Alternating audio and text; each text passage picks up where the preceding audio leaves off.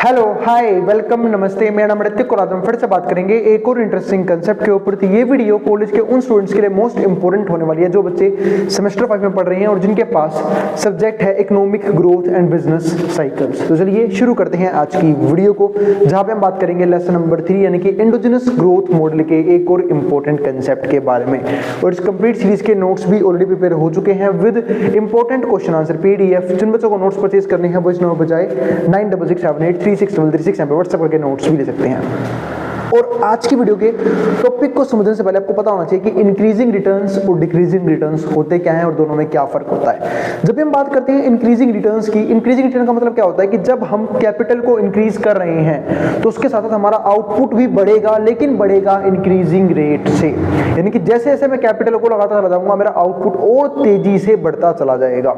जैसे कि for example अगर मान लेते हैं अगर हम 1 लाख रुपए अगर हम लगा रहे हैं कैपिटल की फॉर्म में तो 1000 यूनिट प्रोड्यूस कर रहे हैं, तो ये है 1 लाख का आउटपुट।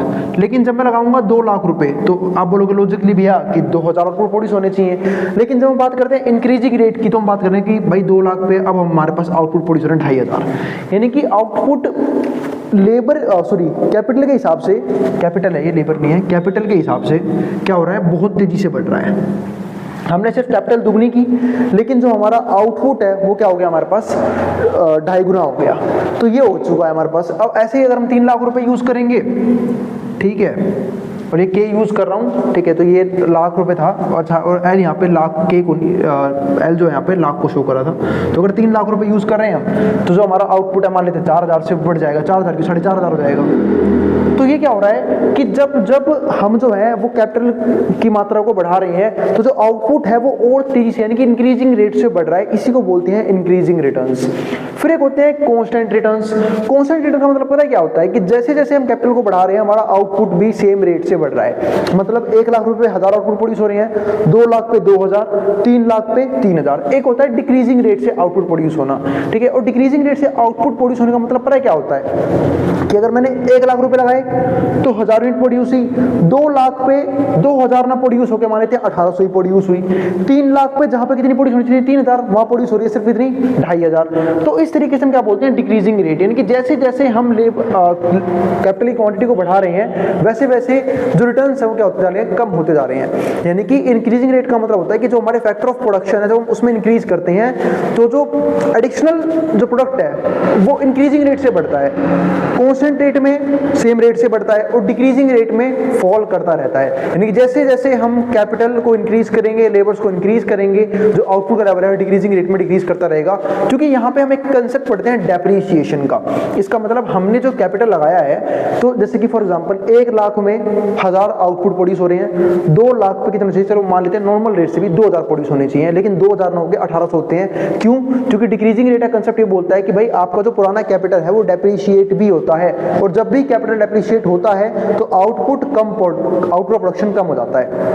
जैसे कि हो सकता है हमने भाई उस 1 लाख रुपए मशीनरी लेके आए हों, है ना, वो मशीनरी अब उतनी एफिशिएंट रही नहीं या फिर आउटडेट हो गई तो आउटपुट का प्रोडक्शन भी क्या हो जाएगा, कम हो जाएगा। तो ये भी एक रीजन होता है। इसलिए हम डेप्रिसिएशन को एक बहुत इंपॉर्टेंट कंसेप्ट यहाँ पे मान के चलते हैं, क्योंकि डेप्रिसिएशन की वजह से जो कैपिटल है उसकी वैल्यू कम होती रहती है या फिर जो भी कैपिटल हमने लगा रखी है उसमें हमें जरूरत पड़ती है मेंटेनेंस कॉस्ट की, जो ताकि वो जो कैपिटल है वो प्रॉपर तरीके से काम करती रहे, वो मशीनरी प्रॉपर तरीके से काम करती रहे, एफिशिएंट रहे, ठीक है, और हम डिक्रीजिंग रेट से प्रोडक्शन ना करके इंक्रीजिंग रेट में प्रोडक्शन कर पाए। तो अब हमें जो समझना है वो क्या समझना है, सिंपल एंडोजेनस ग्रोथ मॉडल। वैसे तो मैं इस चैप्टर का इंट्रोडक्शन दे चुका हूं प्रीवियस वीडियो में। अब हम ये समझेंगे कि एंडोजेनस ग्रोथ मॉडल जो है वो होता क्या है। तो देखते सारे पॉइंट। तो a simple endogenous growth theory is based on the fact that neoclassical growth theory. तो ये किस पर बेस्ड है, नियोक्लासिकल ग्रोथ थ्योरी के ऊपर बेस्ड है, which dominated the economic thought for 3 decades, did not properly explain the determinants of technological progress, which in itself is a major factor in long term growth।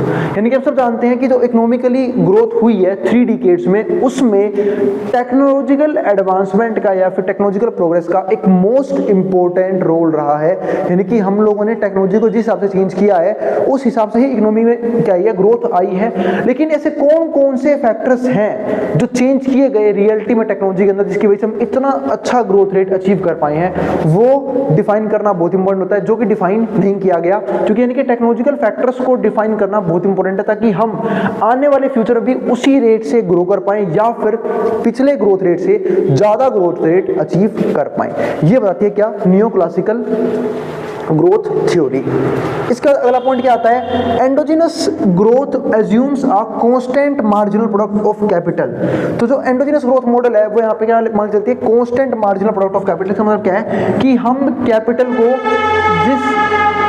जिस rate से बढ़ाएंगे तो capital के साथ जो आउटपुट भी है ना वो भी सेम रेट से ही बढ़ेगा, instead of diminishing marginal returns. यानी कि हम यहाँ पे डिमिनिशिंग मार्जिनल रिटर्न्स लेके नहीं चलते हैं to capital as in case of solo model. जो हम सोलो मॉडल में लेके चल रहे थे कि सोलो मॉडल क्या बोल रहा था कि जैसे जैसे हम कैपिटल को बढ़ाएंगे तो जो बढ़ने वाला आउटपुट है, एडिशनल आउटपुट, वो कम होता चला जाएगा, ठीक है। लेकिन ऐसा यहाँ पे हमें देखने को नहीं मिलता।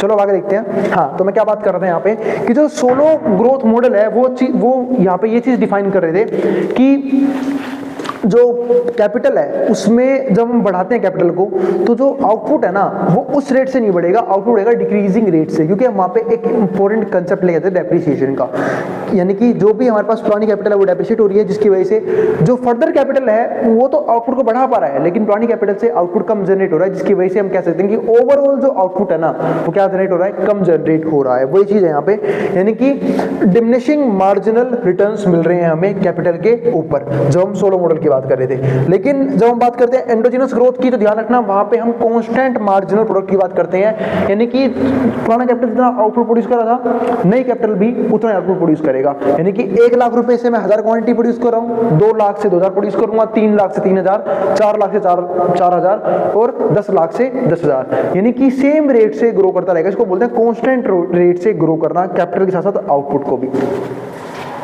इसके बाद क्या आता है, तो model further assumes that capital is only factor in production.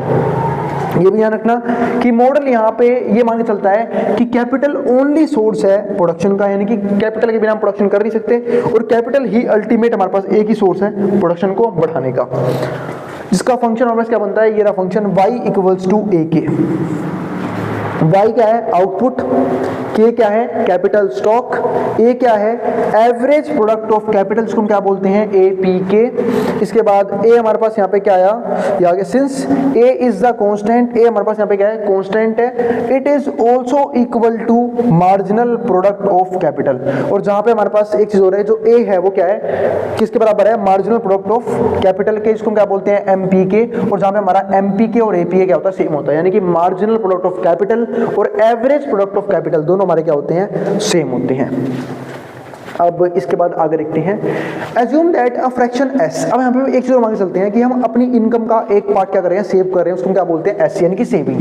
अब हम सब जानते हैं इकोनॉमी के अंदर कि जो हम पैसा बचाते हैं हम उसी पैसे को क्या कर पाते हैं, इन्वेस्ट कर पाते हैं, यानी कि s बराबर होता है किसके, i के। Saving is equals to investment, क्योंकि जो पैसा बचाया है उसी पैसे को क्या करते हैं, इन्वेस्ट करते हैं, ताकि हम उस पैसे को मल्टीप्लाई कर पाए फ्यूचर में। तो वही चीज यहाँ पे है, तो सेविंग ही हमारा इन्वेस्टमेंट के इक्वल भी होता है, जैसे मैंने यहाँ पे लिख भी दिया है, sy equals to s equals to i। If all saving goes to increase, अगर हम लगातार सेविंग को बढ़ाते रहते हैं और उसको इन्वेस्ट करके कैपिटल स्टॉक को भी बढ़ा रहे हैं, इस बात का मतलब क्या है कि हम प्रोडक्शन और तेजी से कर पाएंगे बिजनेस के अंदर। यानी कि जो भी पैसा हमने बचाया है उन सबको हम कहां पे लगा रहे हैं, कैपिटल के अंदर लगा रहे हैं, जिसके जरिए हम बिजनेस को एक्सपेंड भी कर सकते हैं या फिर डेप्रिसिएशन में भी उस पैसे को यूज कर सकते हैं। क्योंकि डेप्रिसिएशन एक इंपॉर्टेंट टर्म है, इसको हम बिल्कुल भी हटा नहीं सकते कि बिजनेस के अंदर जो भी हमारे एसेट्स होते हैं वो डेप्रिशिएट भी होते हैं, यानी कि धीरे धीरे उनकी वैल्यू कम होती रहती है, और जो हमारा कैपिटल है उसका एक हिस्सा, यानी कि जो हमारे पास इन्वेस्टमेंट है उसका एक हिस्सा तो जाता है डेप्रिसिएशन की तरफ, डेप्थ की तरफ, और दूसरा हिस्सा आता है फर्दर इन्वेस्टमेंट की तरफ। यानी कि सपोज करते हैं कि अगर हमने 1 लाख रुपए स्टार्टिंग में इन्वेस्ट कर रखे हैं और मैं इसमें 50,000 रुपए और इन्वेस्ट करना चाह रहा हूं, तो हो सकता है कि 10,000 रुपए तो मुझे डेप्रिसिएशन में पे करने पड़े और जो बाकी 40,000 हैं, ठीक है, वो मैं सिर्फ क्या करूंगा, फर्दर इन्वेस्ट करूंगा। क्योंकि इस 1 लाख रुपए मान लेते कोई मशीनरी लेके आए हैं हम, वो मशीनरी की वैल्यू क्या होगी, डेप्रिशिएट भी तो होगी, तो उसके लिए भी मुझे मेंटेनेंस कॉस्ट पे करनी पड़ेगी। तो इन अब्सेंस ऑफ पॉपुलेशन ग्रोथ, हम यहाँ पे कुछ चीज और मानते हैं, एक तो पॉपुलेशन ग्रोथ नहीं है जो कि रियलिटी में होती है, डेप्रिसिएशन अगर नहीं है तो growth rate of capital is proportional to saving rate, तो जो ग्रोथ रेट है वो बिल्कुल सेविंग रेट के इक्वल होगा, यानी कि जो भी पैसा बचाया सारा का सारा कैपिटल में लगा दिया, क्योंकि ना तो पॉपुलेशन बढ़ रही है ना ही डेप्रिसिएशन लग रहा है, और जो कि ऐसा रियलिटी में पॉसिबल नहीं होता, पहले बता रहा हूं, बिजनेसेस में डेप्रिसिएशन लगते हैं। Note that output is proportional to capital. अब ये हमारे पास क्या बनेगी, इसकी इक्वेशन।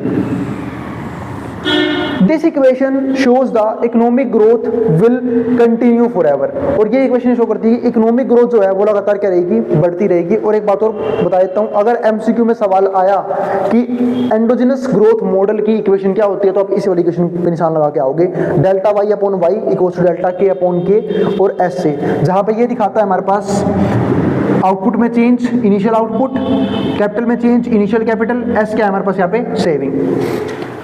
तो ये चीज़ें दिखाता है कि जैसे जैसे जो हमारी इकोनॉमिक ग्रोथ है वो लगातार बढ़ती रहेगी, जैसे जैसे हम सेविंग करते चले जाएंगे। Increasing even without exogenous technological progress, अगर टेक्नोलॉजिकल प्रोग्रेस नहीं भी हो रही है ना, जब भी हम जो है ग्रोथ करते रहेंगे, लेकिन हम सब जानते हैं कि टेक्नोलॉजिकल प्रोग्रेस एक बहुत इंपॉर्टेंट और मोस्ट इंपॉर्टेंट टूल माना जाता है इकोनॉमिक ग्रोथ का। और पास्ट में बीते हुए जो 3 डिकेड्स गए हैं उसमें इतनी ग्रोथ अचीव करी है इकोनॉमी के अंदर, चाहे वो इंडिया की इकोनॉमी हो, चाहे वो किसी बाहर कंट्री इकोनॉमी हो, वो सब चीज पॉसिबल हुई है टेक्नोलॉजिकल प्रोग्रेस और टेक्नोलॉजिकल ग्रोथ की वजह से। क्योंकि हम उस जनरेशन के लोग हैं जिन्होंने टेक्नोलॉजी को लगातार बदलते हुए देखा है ना, डिब्बे वाले फोन से स्मार्टफोन पे आ गए, ठीक है, डिब्बे वाले टीवी से स्मार्ट टीवी पे आ गए, और मल्टीपल चीजें चेंज हुई हैं, सिर्फ ये नहीं कि सिर्फ ये बदला है, मार्केटिंग के तरीके बदल गए, सब कुछ बदल गया, और अब तो लगातार बदलता रहेगा। खासकर अब एआई आ चुका है, तो टेक्नोलॉजिकल एडवांसमेंट अब क्या होगी, और तेजी से हो जाएगी, यानी कि चीजें और तेजी से बदलेंगी। If rate of depreciation of capital is incorporated into equation of investment, अगर हम rate of depreciation को क्या मानते हैं, of capital is incorporated, इसको मानते नहीं है इक्वेशन के अंदर, लेकिन मानेंगे तो इक्वेशन हमारी ये बनेगी, delta K equals to S Y minus में, ठीक है, कैपिटल, वेयर जो हमारे पास ये वाला सिंबल है किसका है, डेप्रिसिएशन का सिंबल है, ऑफ कैपिटल स्टॉक। अब इसके बाद हमारे पास अगला पार्ट क्या आता है, delta Y upon Y, delta K upon K, S A, ठीक है, माइनस में डेल्टा, इस सिंबल का नाम एग्जैक्ट भूल रहा हूं मैं क्या है, देख लेना आप लोग, ठीक है। अब इसके बाद पर इससे हम दिखाते हैं किसको है, डेप्रिसिएशन को, ये मैं यहाँ पे लिख भी देता हूँ, डेप। अब इसके बाद हमारे पास क्या बनता है, इस टोटल फंक्शन का ग्राफ, ये हमारे पास y बराबर आउटपुट, सेविंग, फिर चेंज इन कैपिटल, ठीक है। तो ये तीनों हमारे क्या बन गए, इस फंक्शन के ग्राफ बन गए, और ये हमारे पास खत्म होता है एंडोजिनस ग्रोथ मॉडल, ठीक है। अब हम पढ़ेंगे रोमर मॉडल को अगली वीडियो के अंदर, अगले कंसेप्ट के अंदर, ठीक है। तो भाई अगर वीडियो पसंद आई तो वीडियो को लाइक कर देना और चैनल को सब्सक्राइब भी कर देना ऐसी वीडियोस के लिए। नोट्स के लिए आप इस नंबर पर सबके नोट्स भी ले सकते हैं, आप जिसको जो उतार सकता है मेट्रो बोर्ड के सामने से।